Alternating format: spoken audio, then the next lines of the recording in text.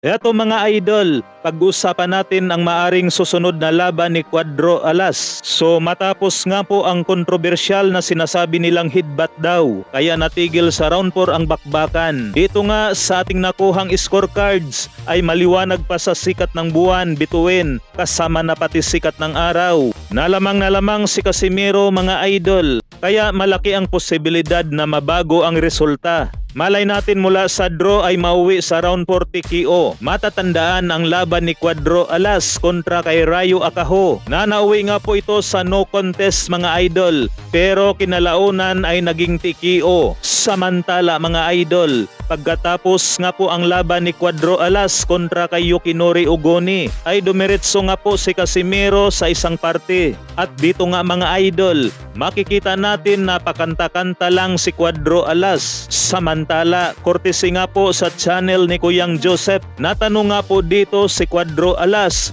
kung ano ang susunod na hakbang. Eto, pakinggan natin ang sagot ni Casimero mga idol.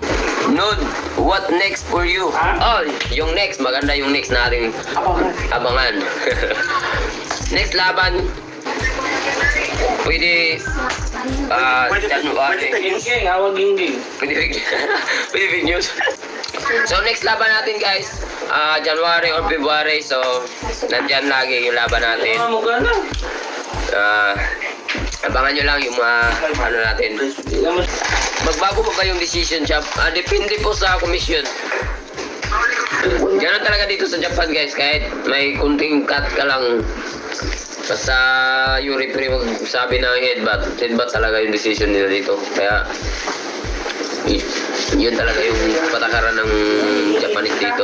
Samantala mga idol, base nga po sa ating comment section, mas marami nga po ang naniniwala na suntok ang nagpadugo sa kilay ni Yukinori Ugoni at hindi daw ito headbutt mga idol. Siguro base sa kanilang napapanood na videos at mga slow-mo.